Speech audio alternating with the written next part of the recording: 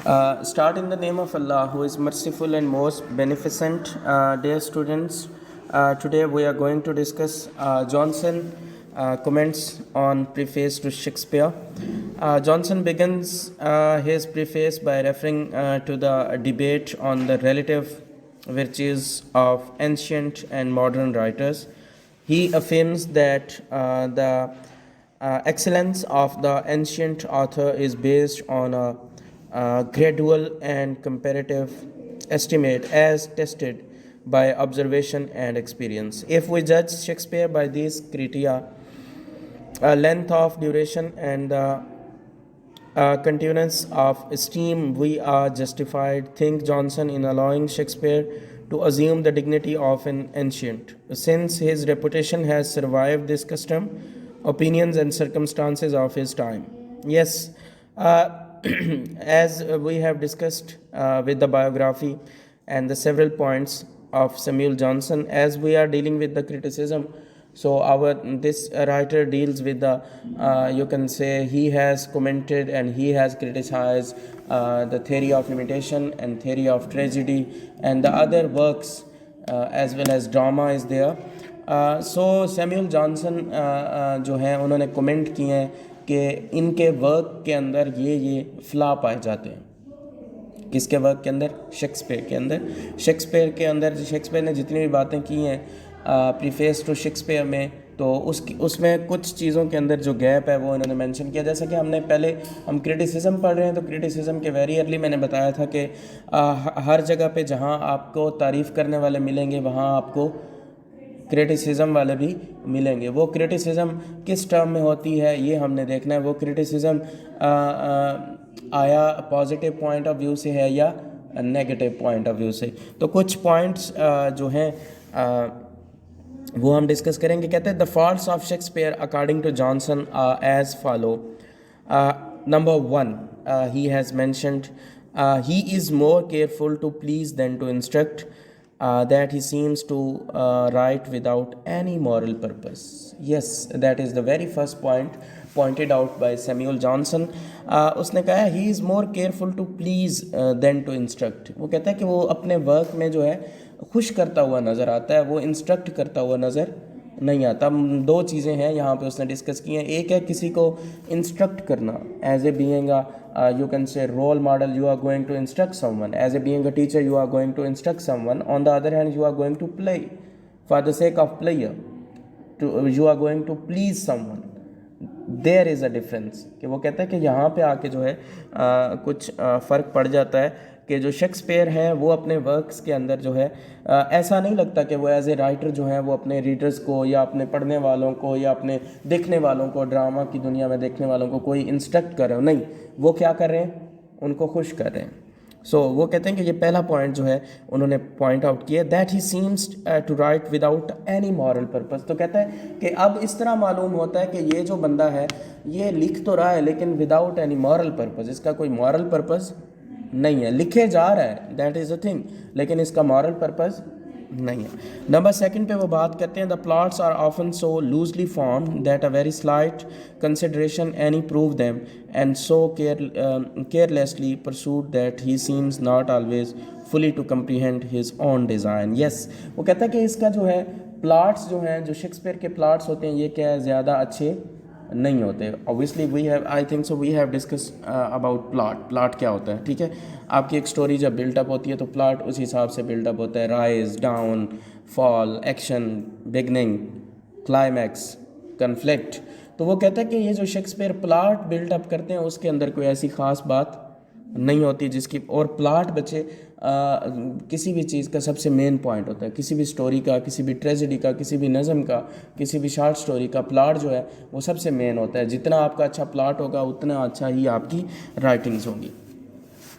Number 3 पे कहता है in many of his plays the latter part is evidently neglected. Yes, कहता है कि बाज़ औक़ात काफ़ी सारे प्लेज में जो है शेक्सपियर ने क्या किया है, आखिरी वाले हिस्से को निगलेक्ट कर देता है। सिर्फ शुरू में अच्छी चीज़ें डालता है, आखिर पे कोई एज सच, जैसे कि हम कहते हैं ना, हैप्पी एंडिंग नहीं है। ठीक है, बाज़ औक़ात मुख्तलिफ़ किस्म के ड्रामे हम देखते हैं, हम सारा रात बैठे रहते हैं देखते हैं, लेकिन एंडिंग जो है वो ख़राब होती है। जैसे कि वो आपके यहाँ एक ड्रामा मेरे पास तुम हो, जिसमें आखिर पर जो है वो कोई ख़ास इतनी अच्छी एंडिंग नहीं हुई, पाकिस्तानी अवाम रो रही थी। That is some sort of thing. वो कहता है कि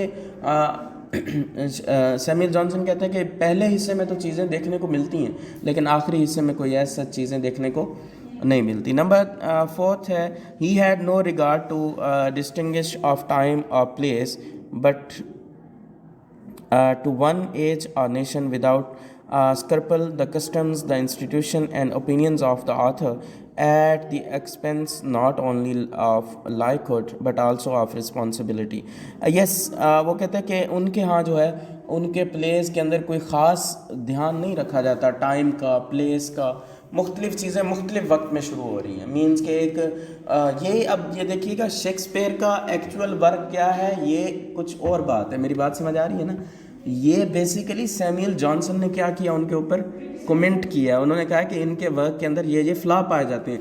ऑन द अदर हैंड आपके कमेंट्स कुछ और हो सकते हैं। जब आप शेक्सपियर को पढ़ेंगे, उनके 37 प्लेस को आप देखेंगे, तो तब आप क्या कह सकते हैं? आप कहते हैं कि ऐसी कोई बात नहीं है, because this is the view of Samuel Johnson.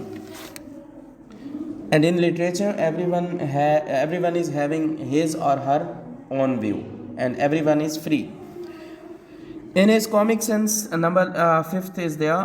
He is seldom very successful. Neither his gentlemen nor his ladies have much delicacy, nor are sufficiently distinguished from his clones by any appearance of refined manners. Yes, any ladies have much delicacy. So वो कहता है कि उनके अंदर जो उनके किरदार हैं, उनके अंदर भी बाज़ औक़ात क्या है, फ्लॉ पाया जाता है। जैसे कि उसने पहले प्लाट के अंदर बात की, अब वो कहता है कि जितने मुनज़्ज़म तरीके से किरदारों की किरदार साजी करनी चाहिए थी, वो उसने इसके अंदर नहीं करता, इन सम प्लेस। ठीक है, अब ये हरगिज़ बात नहीं है कि सैमुअल जॉनसन ने अगर ये कमेंट दिए हैं तो शेक्सपियर के सारे प्लेस में यही मसला होगा। इन सम प्लेस, वो बार बार क्या कह रहे हैं? इन सम प्लेस, कहीं कहीं पे उसको जो अब ये मतलब नहीं है कि सैमुअल जॉनसन की नज़र में शेक्सपियर के सारे प्लेस ही ख़राब हैं। Got it? नंबर 6 पे है, in tragedy his performance seems constantly to be worse as his labour is more. Yes, कहते हैं ट्रेजेडी के अंदर जो है उसका जो उनकी परफॉर्मेंस है वो बुरी रहती है हमेशा। शेक्सपियर के as a being Shakespeare writer या उसके जितने भी किरदार हैं, उनकी जो परफॉर्मेंस है वो क्या होती है? बुरी रहती है। कोई ऐसा अच्छी परफॉर्मेंस नज़र नहीं आती। नंबर 7 पे है, in narration he effects a disappropriate pomp of diction and where some train of circumlocution and tells the incident imperfectly in many words which might have been more plainly deliver in a few. कहता है कि उसके जो words हैं, ये पहले भी point उसने डिस्कस किया है। कहता है बाज़ औक़ात वाक़यात और टाइम के अंदर जो है वो गड़बड़ होती है, लेकिन बाज़ औक़ात वर्ड्स के अंदर भी गड़बड़ होती है।